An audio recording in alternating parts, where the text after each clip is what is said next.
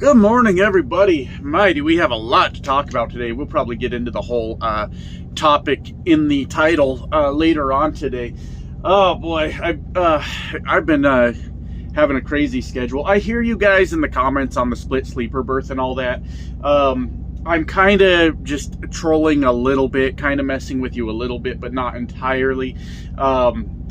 I don't mind necessarily using split sleeper berth, but I'm not going to go out of my way to do it. Like, it split on me last night because I drove over here and went to sleep. It was like a 4 or 5 hour drive or something like that. And now it's ticking down through the 14. I don't know. Maybe it didn't split. That's the problem, is I don't really know how split sleeper berth works. I'm not going to lie about that. It's just something I've never really had to worry about. But hey, we made it. Where we're at. But I've sure been going through it lately, haven't I? With the overnight run, and then I had to finish out my 10-hour break on the dock where I was at yesterday, and then just drive like the 4 or 5 hours to get here for a 5 a.m. But this is a 2-stop run. The next drop isn't due until tomorrow. This is, I don't know what day this is. Don't ask me, man. But it's 260 miles away. I'm surprised. I've been in my dock door for like maybe 10 minutes and it's Capstone. You guys know Capstone Logistics, right? And they're already unloading it. Don't worry, it'll take them 27 hours to count the shit, I'm sure. So I shouldn't get too excited. I was like, is Capstone being efficient? Oh, they'll find a way. They'll find a way not to be, I'm sure. But just not a whole lot going on this morning. Well, there's a lot going on this morning, as you can see from the title. There's a lot going on, but yeah, right now it's just, I'm very tired, and we don't have much to do today. Just get this dropped off, which they're unloading right now as we speak, and then we drive the 4 to 5 hours over to Harrisonburg, Virginia, to make the drop tomorrow.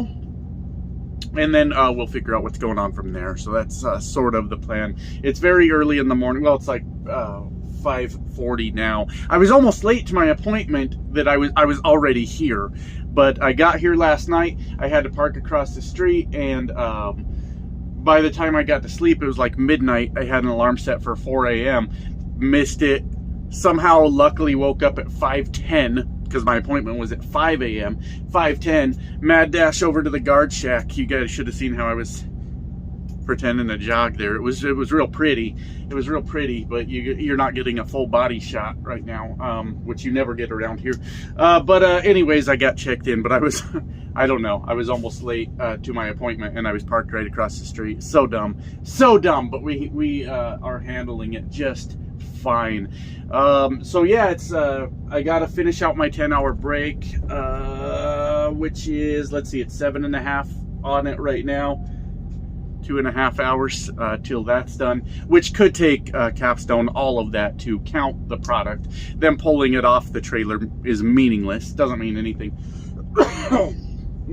That morning cough from vaping. Anyways, that's kind of it. We'll get out of here at some point. We'll head over to Flying J, throw ourselves in a shower like we do. There was just no time for it yesterday. Just by the time I got to a Flying J, it was packed full, and it was 6 p.m. I checked the shower app, 7 people in line. I was like, well, I guess today's gonna be one of those days. We're just not gonna make it. So definitely that is on the list of things to do today. Clean this windshield because it's just full of bugs. And yeah, tomorrow's delivery's at 7 a.m. So we'll be there nice and early, and get that done. So we'll talk more about the title here in a little bit. I'm not too worried about it right now, just kind of doing what I think is necessary at this point. And hey, we'll go from there. So I'm gonna leave you guys to it for now. We'll talk in a bit about all that. So bye now. All right, first stop is done, and we've got about 45 minutes till our 10-hour break is over. So we're just gonna mosey. Have you guys done any moseying lately?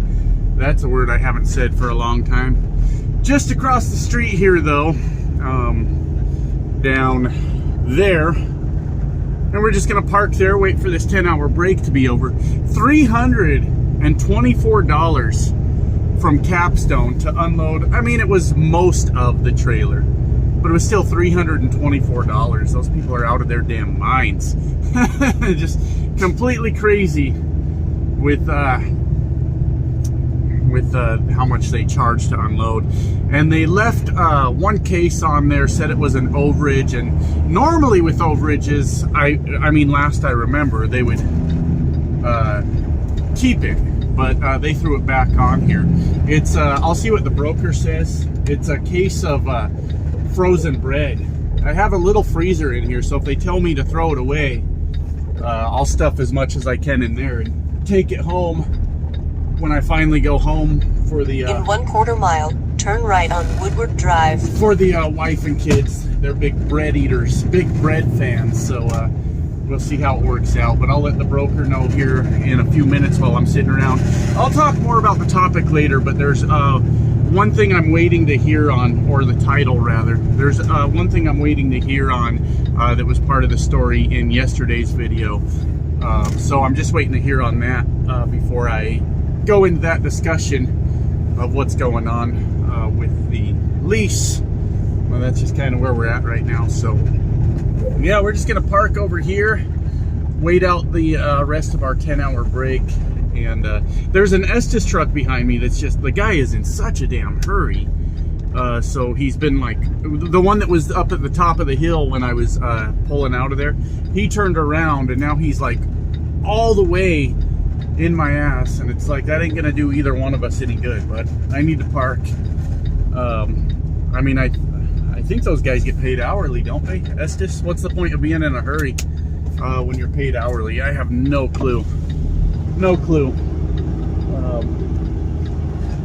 But he definitely is, and I don't know why. Probably just proving he's a better trucker than me, which is fine. He can be the world's fastest trucker. What really happens? What really happens at the end of the day? Better trucker than you. Look how fast I go. Vroom, vroom. You know, who cares? Who cares? So now he's probably really annoyed because I missed my spot there a little bit. He wouldn't have, but I definitely did. So let's go ahead and readjust that, and we'll just get parked here. We'll just get parked here. I don't know if I could watch a YouTube video where a guy's backing up in the truck but showing it looking forward. That might make me feel a little bit dizzy, but I don't mind putting you guys through it. That's a you problem at this point. But we're just about parked, and here comes Estes. He's still fired up. He's still fired up, being the fastest trucker out here, and good for him. Good for him.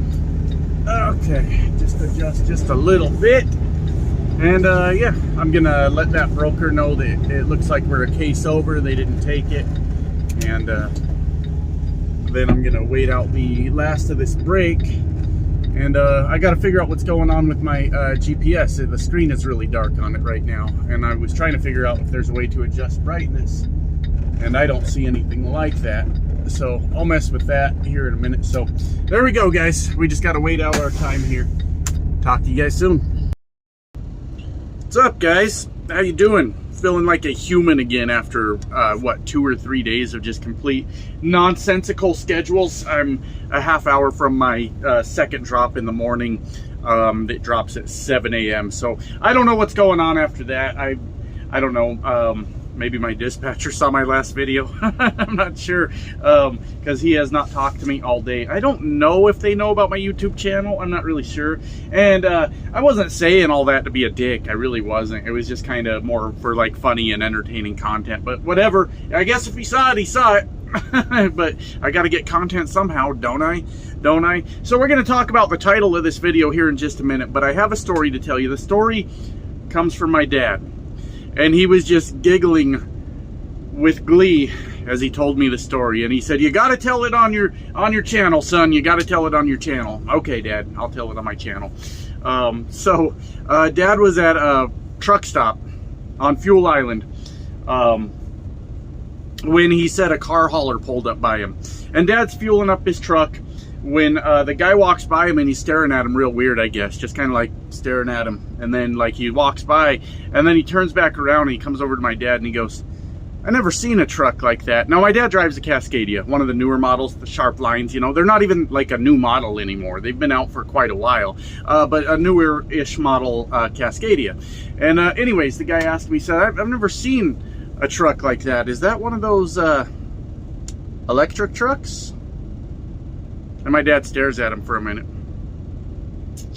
and goes, now, why the fuck would I be on Fuel Island pumping fuel? Dumbass.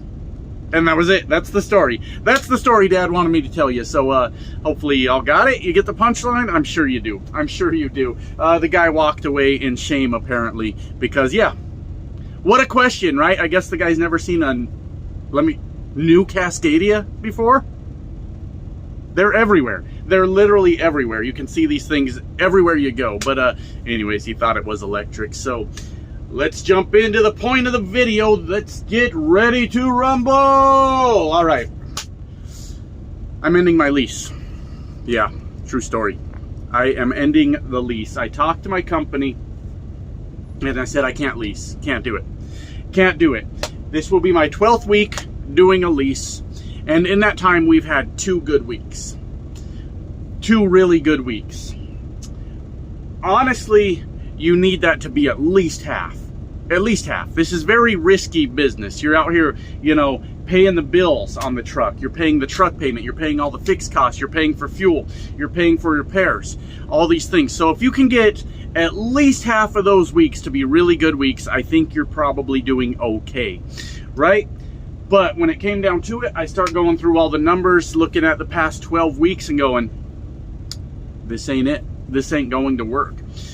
And what really happened, I talked a little bit in the last video about kind of a little bit of an emergency at home. It's not a huge deal. It's not something we can't figure out and can't solve, right? But my wife's got to, you know, go to a oral surgeon and have a tooth pulled out, but only after she takes antibiotics for a week to get like the infection to at least chill out a little bit, I guess. And we don't have insurance. We just don't, you know, because I meant to get it as soon as things started getting better out here, but they just haven't on any kind of consistent basis, right? So I start looking at all these things and I went, nope, okay, message received loud and clear, universe, I hear you. So I just got a PM done on the truck, right? I've saved up about $4 grand in my maintenance account since I've been here, and I'm like, man, I'm killing it. I'm doing really good. So I get a PM. The shop sends me the bill. $1,000. Now that might be completely reasonable, or it might be absolutely insane. You guys let me know. Because it's been quite a while since I've had a PM done on a truck where I had to pay for it. The last time I did was when my last YouTube channel was doing very well. The spot market was doing very well, and everything was good. I didn't even look at the bill. I just handed them a card and I went on my way. So I don't know, looking back, what did that PM cost me? I don't remember. I don't remember. So I'm like $1,000 for a PM, right? And now my wife needs this thing and I haven't been able to save anything, right? That's obviously a problem. So I asked the owner of the company. I said, hey, I've got this maintenance fund that I'm building up. We both know that that's my money. Now, I'm not trashing the guy. I want you to hear what I'm saying before you get like just a bad feeling. I think he's a really, really good dude. I said, I understand that is my money, but we do need to keep the truck going too. But dude, I need like, seriously, I need like $2 grand of that to help my wife out. Now, it's not $2,000 necessarily that she needs for that, but we just rounded it up. We just rounded it up. So I said I need like $2,000 of that, which now all of a sudden, if that works out, leaves this maintenance account with $1,000 after working for 12 weeks. Now, obviously, that's not anyone's fault. It just kind of happened, right? Now, to wrap that story up with that part, the owner said, we don't normally do that because you guys need the maintenance fund to keep your trucks running. Sounds reasonable to me. He said, you're one hell of a driver. You know, you do a good job for us. He said, let me talk to accounting and see what we can do. And that's kind of where we're at in that process right now. Now, if I stay, you know, obviously 2.5 more months-ish, then I'll collect another $3,000 in sign-on bonus. I don't know if they can be like, hey, we'll give you $2,000 of that. Like I said, we don't necessarily need the $2,000. I just rounded it up. It's fine. We're gonna figure it out one way or another. We'll get this worked out. And shout out to Life Starts Now. Thank you for the huge. They call it a super thanks here on YouTube, where you can tip on a video, like give a tip. And he left $100. Thank you, Life Starts Now. I don't want it to come off like I was asking for money or anything. This is just my story. I'm just telling you guys what's going on. The ups and downs, being a trucker, the reality of life still goes on at home even when you're not there, and situations come up that you have to figure out how to solve, right? That's the reason I tell you guys the things I do. I'll straight up tell you, grab a membership while we're doing a live stream, because I get $1.40 of that, you know. They're only $2, $1.99 a month, and I get $1.40. You know, I'll straight up tell you when I'm asking you for money. But I'm just playing. But we do have channel memberships. But I'm just playing. But we do have channel. But I'm also just playing. But we do have channel memberships. I'm just kidding, guys. But thank you for doing that nonetheless. I feel like after you send $100 on a video, I got to give you a shout out and say thank you so much for that. Just don't want it to come off like I'm asking for money or anything like that, because I'd straight up put my Cash App out there if that was the case, and see what happens. Anyways, that's where we're at. He said I'll work with accounting and we'll see if we can work something out or what have you. Then my next question to him was, well, I set it up like this. I said this market's really tough, man. You know that. And guys, telling you, I thought, this was my thought process coming into it. Okay, I'm coming into it in a month where freight rates are like historically down. But it's always, you know, March, April, things like that, you start to see freight rates go up. Well, we haven't really seen that. We are in, I wouldn't say like an unprecedented economy or anything like that, but we are in a time that's not the usual, where you would normally start seeing these rates go up. You're seeing them stay flat. They're not good. And it's just not getting better. So I told him, I said, look, I got to be honest with you. I think it would be better for me to just go company and just chase miles, right? And he said, yeah. He said a lot of guys are doing that right now. He said a lot of guys are just pulling out their lease, saying, I'm not going to do it. And then they're going company. He said, I don't fault you guys for that. He said, I'd love to see you complete leases. I'd love to see you walk away with a truck. He said, but I understand what is happening right now. And he said, I'm letting anybody, I mean, they have to anyways. What are they going to do about it? It's a lease, right? But he said, anybody that calls me and says, hey, I'm not going to lease anymore, he says, we switch them over to company, and that's just the way it is. So all I can say is I tried, right? I went by the historical data and what normally happens and said, okay, the first month or two might be rough, but then we'll maybe start to see improvement in that second month, things like that. It's just not happening. It's just not happening. There are things beyond my control. So, here's where we're at. I'm going to finish out this week on the lease, right? Which my dispatcher needs to say something about tomorrow. Maybe I'll text and be like, what do we got going on for tomorrow? I haven't heard anything from you, you know. But I'm going to stay reefer. I'm even keeping the same truck. That's it. I mean, they just change your employment status. That's it. And all I'm doing, obviously, as you guys know, is shifting the financial responsibility of the truck, the fuel, the repairs, the fixed cost, all that back to the company. It's for them to take care of, and I will not be in the lease anymore. So they are giving me 70 cents per mile to run reefer. And hey, even not running that hard, you know, I think it was, you guys can check the math or whatever, but I think I was checking it at, you know, running 2,500, 2,700 miles a week. Being company again, I'm not going to run like I do right now. I've been out here for nearly 3 months, and I have taken 1 day off.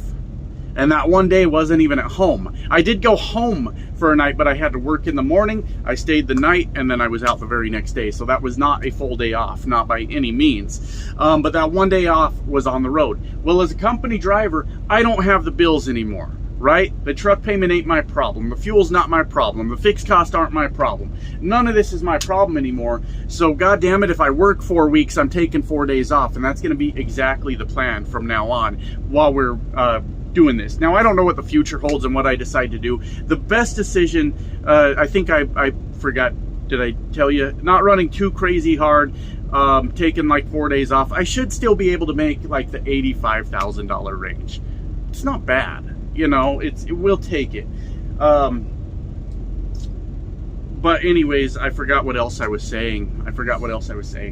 But that's all that's happening, is we're just shifting the financial responsibility back to them. Oh, I was saying I'm not sure what I'll do in the future, right?